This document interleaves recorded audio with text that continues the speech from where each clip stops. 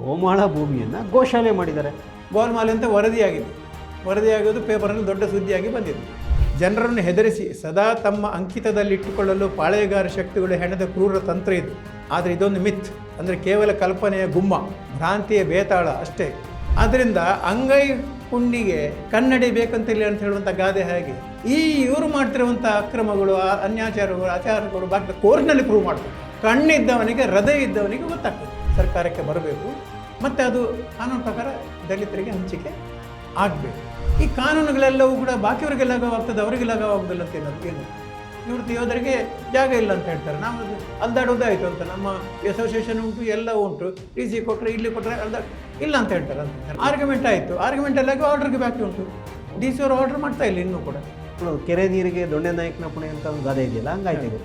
ಸಮಾಜ ಮಂದಿರದ್ದು ಇರ್ಬೋದು, ಅವ್ರಿಗೆ ಒಂದು ಪೆಟ್ರೋಲ್ ಬಂಕ್ ಒಂದು 30 ಸೆಂಟ್ಸ್ ಕೊಟ್ಟಿದ್ದಾರೆ ಪೆಟ್ರೋಲ್ ಬಂಕ್. ಅದು ಸರಿ, ಅದು ಸರ್ಕಾರಿ ಜಾಗ, ಅರಣ್ಯ ಭೂಮಿ, ಸರ್ಕಾರಿ ಜಾಗ ಹೌದೇ, ಅರಣ್ಯ ಭೂಮಿ ಸರ್ಕಾರ ಅರಣ್ಯ ಭೂಮಿಯನ್ನು ಕೊಟ್ಟಿದ್ದಾರೆ. ಈಗ ಬೇರೆ ಬೇರೆ ಬೇರೆ ಸರ್ವೆ, ಧರ್ಮಸ್ಥಳದಲ್ಲಿ MLA ಅವರು ಇದ್ದುಕೊಂಡು ಅರಣ್ಯ ಇಲಾಖೆ ಸರ್ವೆಗಳೆಲ್ಲ ಮಾಡಿಸ್ಲಿಲ್ಲ.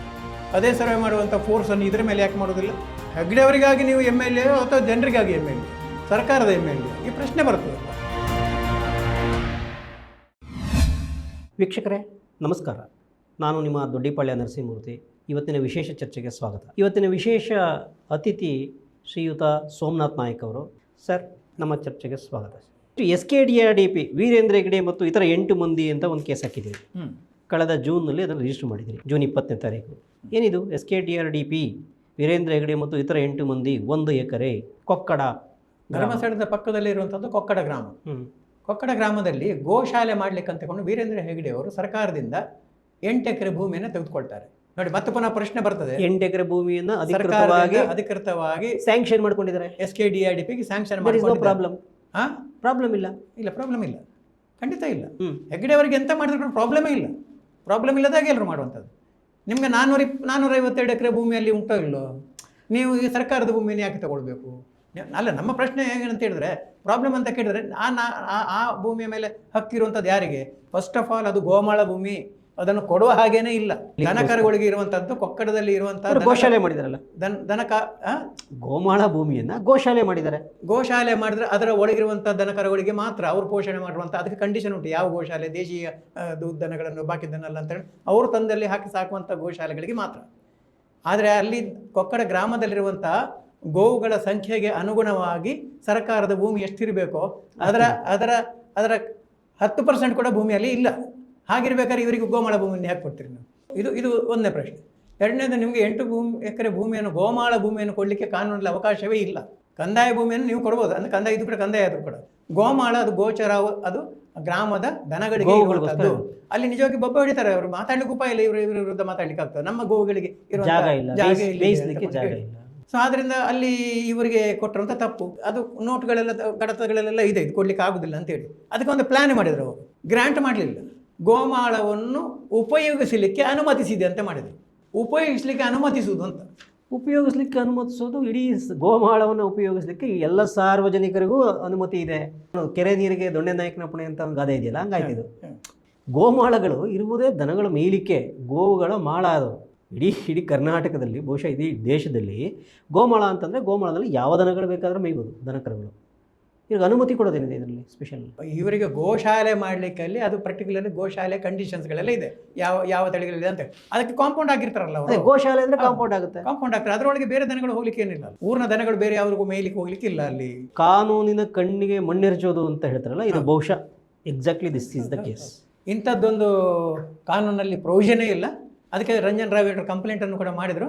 ಆ ಕಂಪ್ಲೇಂಟ್ ಅದರ ಮೇಲೆ ಯಾವುದೇ ಕ್ರಮ ತೆಗೆದುಕೊಳ್ಳಿಲ್ಲ. ಆದರೆ ಅದರಲ್ಲಿ 8 ಎಕರೆಯಲ್ಲಿ 1 ಎಕರೆಯನ್ನು ಬಿಟ್ಟು 7 ಎಕರೆ ಮಾತ್ರ ಅಂತ ಮಾಡಿದರು.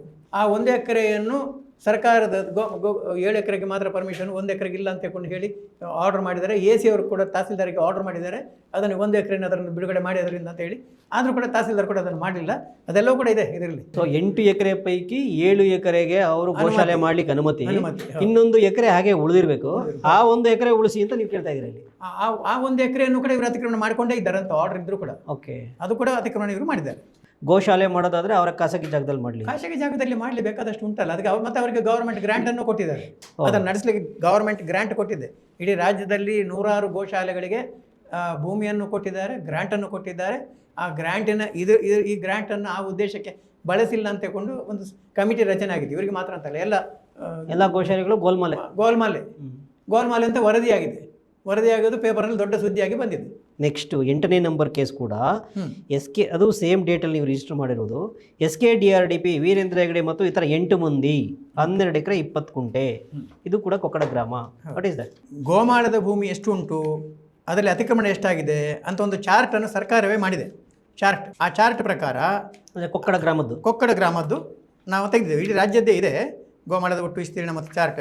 ರಾಜ್ಯದಲ್ಲಿನ ಗೋಮಾಳ ಜಮೀನಿಗೆ ಸಂಬಂಧಿಸಿದಂತೆ ವಿವರಗಳನ್ನು ಒದಗಿಸಿದ ನಮ್ಮ ಮಾಹಿತಿಯನ್ನು ತೆಗೆದದ್ದು. ಕೊಕ್ಕಡ ಗ್ರಾಮದಲ್ಲಿ ಸರ್ವೆ ನಂಬರ್ 280/2 ಅದರಲ್ಲಿ 20 ಎಕರೆ 98 ಸೆಂಟ್ಸ್ ಇರುವಂಥದ್ದು ಒಟ್ಟು ಗೋಮಾಳ ವರ್ಗೀಯ 20 ಎಕರೆ 98 ಸೆಂಟ್ಸು.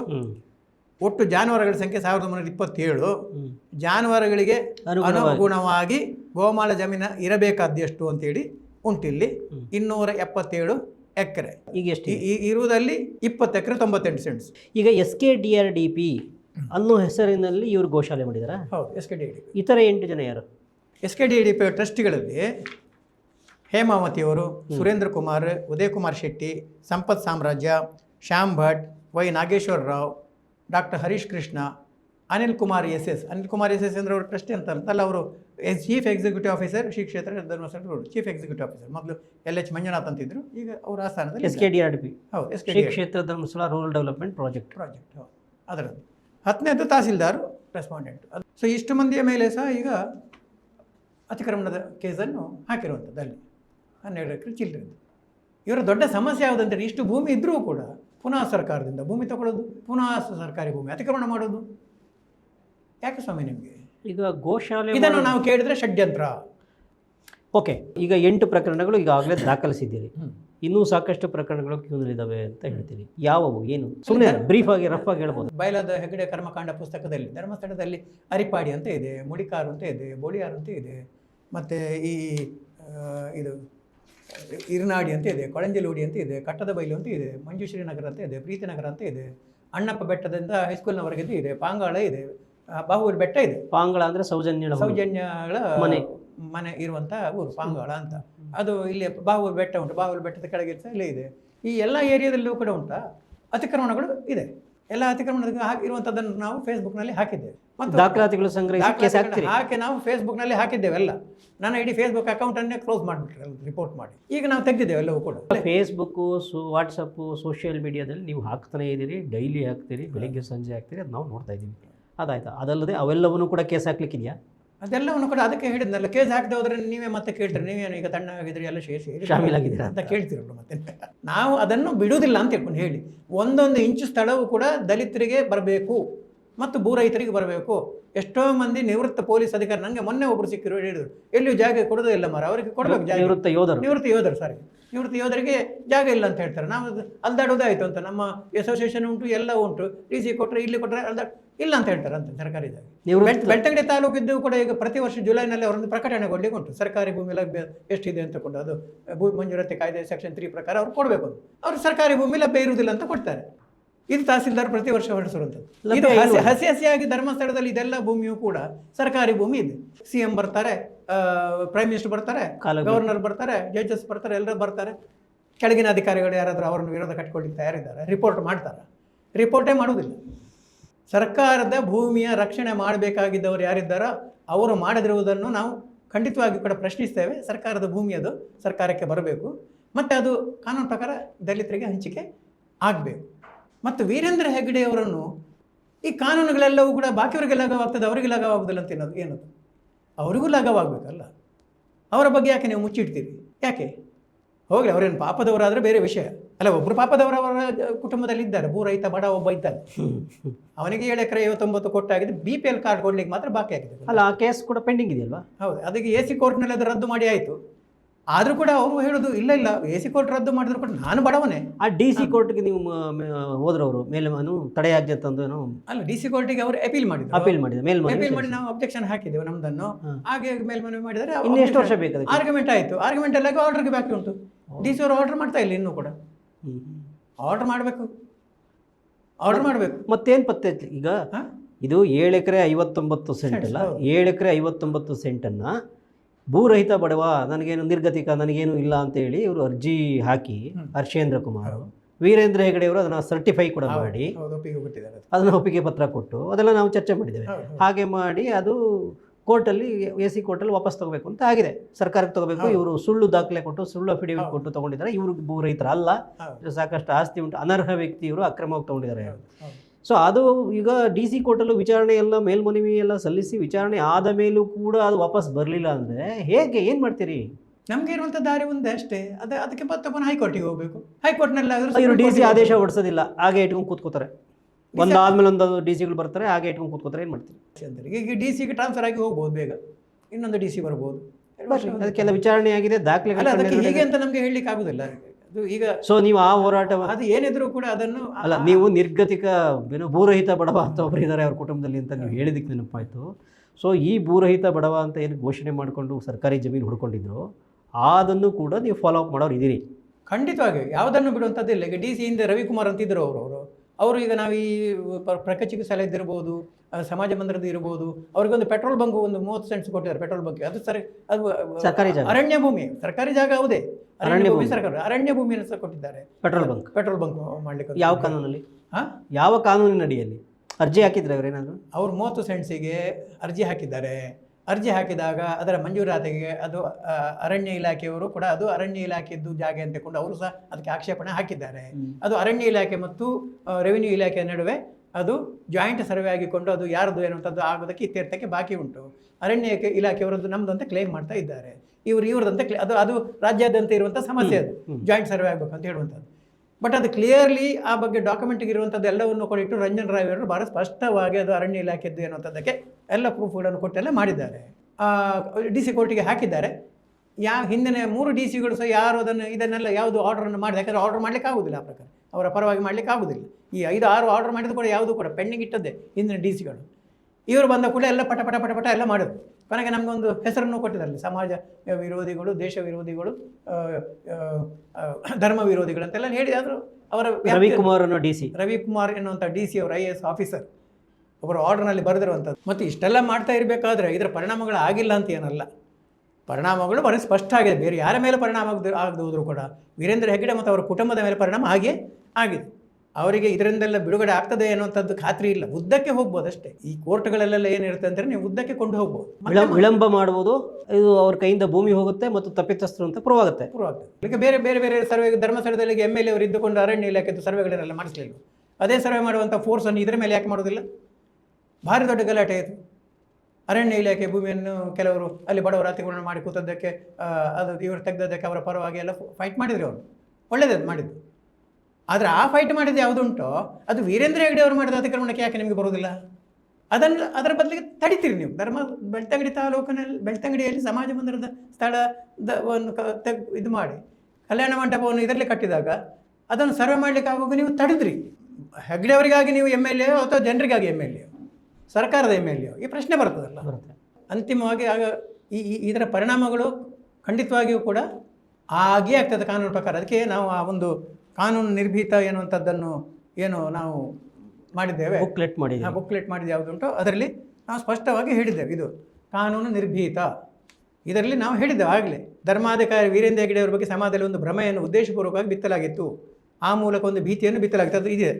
ಜನರನ್ನು ಹೆದರಿಸಿ ಸದಾ ತಮ್ಮ ಅಂಕಿತದಲ್ಲಿಟ್ಟುಕೊಳ್ಳಲು ಪಾಳೆಯಗಾರ ಶಕ್ತಿಗಳು ಹೆಣೆದ ಕ್ರೂರ ತಂತ್ರ ಇದು. ಆದರೆ ಇದೊಂದು ಮಿತ್, ಅಂದರೆ ಕೇವಲ ಕಲ್ಪನೆಯ ಗುಮ್ಮ, ಭ್ರಾಂತಿಯ ಬೇತಾಳ ಅಷ್ಟೇ. ಈ ಗುಮ್ಮ ನಿಜವಲ್ಲ, ಈ ಬೇತಾಳ ಒಂದು ಕಣ್ಕಟ್ಟು. ಈ ಮಿತ್ತನ್ನು ಒಡೆದು ಹೆಗ್ಗಡೆ ನಾಡಿನ ಕಾನೂನಿಗೆ ಹೇಗೆ ಮಣಿದರೆಂಬ ವಿವರಗಳನ್ನು ಸಾಕ್ಷ್ಯಾಧಾರಗಳ ಸಮೇತ ನಮ್ಮ ಮುಂದೆ ಸಾದರಪಡಿಸುತ್ತಿದ್ದೇವೆ ಅಂತೇಳಿ 18 ಪ್ರಕರಣ ಇಲ್ಲಿ ಹಾಕಿದ್ದೇವೆ. ಹೆಗ್ಗಡೆ ಅವರಿಗೆ ಏನೂ ಮಾಡಲಿಕ್ಕೆ ಆಗೋದಿಲ್ಲ ಅಂತ ಹೇಳೋರಿಗೆ ಕೊಟ್ಟದ್ದಿದೆ. ಈ 18 ಪ್ರಕರಣ ಆದ ನಂತರ ಈಗ ಈ ಭೂಕಬಳಿಕೆ ನಿಷೇಧ ಕೋರ್ಟ್ನಲ್ಲಿ ಹಾಕಿರುವಂಥದ್ದು ಈಗ 8 ಪ್ರಕರಣ ಆಯಿತು. ಈ 8ಕ್ಕೆ ಈಚೆ ಒಂದು ಸೇರ್ತದೆ, ಇನ್ನೀಗ 18 ಆಗ್ತದೆ. 3-4 ತಿಂಗಳು ಹೋದಿತ್ತು. ಕಂಟಿನ್ಯೂಸ್ ಮಾಡ್ತೀವಿ. ಸರಿ, ನಾವೊಂದು ಹೆಗ್ಗಡೆ ಸಂಸ್ಥಾನ ಎಷ್ಟು ಸ್ವಚ್ಛ, ಬಿಚ್ಚಿಟ್ಟ ಸತ್ಯ ಅಂತ ಒಂದು ಪುಸ್ತಕ ಮಾಡಿದ್ದೇವೆ. 39 ಪಾಯಿಂಟ್ ಅದರಲ್ಲಿ ಇತ್ತು. ಈಗ ಒಂದು 70 ಆಗ್ತದೆ. ಅವರು ಹೇಳುವುದೇನು ಹುಸಿ ಸತ್ಯ, ಹುಸಿ ಮಾತು ಸತ್ಯ ಅಂತ ಹೇಳ್ಕೊಂಡು ಅದು ಕೊಟ್ಟಿದ್ದೆವು. ಪಾಯಿಂಟ್ ಬೈ ಪಾಯಿಂಟ್ ಕೊಟ್ಟಿದ್ದೇವೆ. ಅವರು ನೀವು ಎಷ್ಟೇ ಈ ಮೀಡಿಯಾಗಳ ಮುಖಾಂತರವಾಗಿ ಇವರಿಗೆ ಯಾವುದಂದ್ರೆ ಮೀಡಿಯಾ ಇರುವಂಥದ್ದು. ಇದು ಯಾವುದೂ ಕೂಡ ಮೀಡಿಯಾದಲ್ಲಿ ಬರೋದಿಲ್ಲ. ಮೇನ್ ಮೀಡಿಯಾದಲ್ಲಿ ನಿಮ್ಮಂಥ ಇವರು ಹಾಕಬೇಕಷ್ಟು ಬಿಟ್ಟರೆ ಈ ಮೇನ್ ಮೀಡಿಯಾಗಳು ಯಾವುದು ಕೂಡ ಮಾಡೋದು ಅವರನ್ನೇ ಸಮರ್ಥನೆ ಮಾಡಿಕೊಂಡು ಹೊಗಳಿಕೊಂಡು ಅಟ್ಟಕ್ಕೆ ಏರಿಸುವಂಥದ್ದು ಬಿಟ್ಟರೆ ಬೇರೆ ಏನು ಮಾಡೋದಿಲ್ಲ.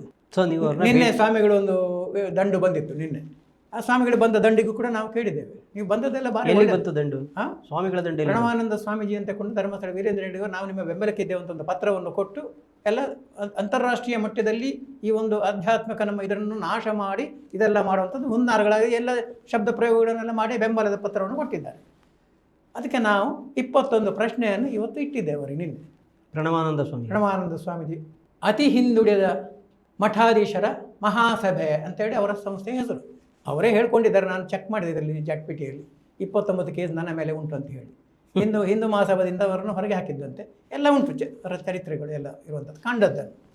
ಅದೇನೇ ಇರಲಿ, ಈಗ ಅವರು ಹೇಳಿದ್ದು ಯಾವುದುಂಟು ಬೆಂಬಲದ್ದು, ಅದಕ್ಕೆ ನಾವು ಹೇಳಿದ್ದು ನೀವು ಆಯಿತು ನೀವು ಪಾದಯಾತ್ರೆ ಮಾಡ್ತಾರೆ ಅಂತ ಅದರ ಮೊದಲು ಇದಕ್ಕೆ ಉತ್ತರಗಳನ್ನು ಕೊಡಿ. ನಾವು ಅವರನ್ನು ಸಂವಾದಕ್ಕೆ ಕರೆದಿದ್ದೆವು ಧರ್ಮಪೀಠದಲ್ಲಿ ಕೂತ್ಕೊಂಡಾಗ ಹೆಗಡೆಯವರಿಗೆ. ಅವರು ಕರೆದಿಲ್ಲ ಇಷ್ಟವರಿಗೆ, ಇದನ್ನೆಲ್ಲ ಕಳಿಸಿದರು, ಕರ್ಮಕಾಂಡ ಎಲ್ಲ ಕಳಿಸಿದ್ದೇವೆ, ನಾವು ತಯಾರಿದ್ದೇವೆ ಅಂತ. ನೀವು ಮಾಡಿ ವ್ಯವಸ್ಥೆ, ನಾವು ತಯಾರಿದ್ದೇವೆ, ತಪ್ಪಾದರೆ ನಾವು ಕ್ಷಮೆ ಕೇಳ್ತೇವೆ, ಶಿಕ್ಷೆಗೂ ತಯಾರಿದ್ದೇವೆ. ಅದನ್ನೇ ಬಿಟ್ಟುಕೊಂಡು ಅಂತಾರಾಷ್ಟ್ರೀಯ ಮಟ್ಟದ ಷಡ್ಯಂತ್ರ ಇದೊಂದು ಅಭ್ಯಾಸ ಆಗಿ ಹೋಗಿದೆ. ಅಂತಾರಾಷ್ಟ್ರೀಯ ಮಟ್ಟದ ಷಡ್ಯಂತ್ರ ಫಾರಿನ್ ಫಂಡ್ ಬರ್ತದೆ, FCRA foreign contribution regulation act ಪ್ರಕಾರ ಸೆಂಟ್ರಲ್ ಗೌರ್ಮೆಂಟ್ ಹೋಮ್ ಮಿನಿಸ್ಟ್ರಿ ಅಂಡರ್ನಲ್ಲಿ ಇರೋದು. ಯಾವ ಹಣ ಬರೋದಾದ್ರೂ ಕೂಡ ಅದರ ಗಮನಕ್ಕಿಲ್ಲದೆ ಬರ್ತದೆ. ತನಿಖೆ ಮಾಡೋದು ಎಂತ ತನಿಖೆ ಮಾಡೋದು ಅಲ್ಲಿ ಗೊತ್ತಿಲ್ವ ಎಲ್ಲಿಂದ ಫಂಡ್ ಬರುವಂಥದ್ದು? ಅಂತಾರಾಷ್ಟ್ರೀಯ ಮಟ್ಟದ ಷಡ್ಯಂತ್ರ ಮತ್ತು ಷಡ್ಯಂತ್ರ ಮಾಡಿ ಆಗಿದೆ. ಹಿಂದೂ ಧರ್ಮಕ್ಕೆ ಏನಾಗಿದೆ ಈಗ ಪ್ರಣವಾನಂದ ಸ್ವಾಮಿಯವರ ಪ್ರಕರಣ ಮತ್ತು ಅವರ ಬೆಂಬಲ ಪತ್ರ ಇತ್ಯಾದಿ, ಅವರ ಅಂತಾರಾಷ್ಟ್ರೀಯ ಷಡ್ಯಂತ್ರ ಇತ್ಯಾದಿ ಎಲ್ಲ ಇನ್ನೊಮ್ಮೆ ಚರ್ಚೆ ಮಾಡುವ. ಅದು ಕೂಡ ಭಾಳ ಕುತೂಹಲಕಾರಿಯಾದ ವಿಚಾರವೇ. ಸರಿ, ಈ ಹೋರಾಟ ಮುಂದುವರಿಸ್ತೀರಿ? 100ಕ್ಕೆ 100 ಸಮರ ನಿರಂತರ. ಈ 8 ಜೊತೆಗೆ ಇನ್ನೊಂದಷ್ಟು 8 ಅದರ ಈಚೆ ಒಂದು ಸೇರಿಸ್ತೇವೆ.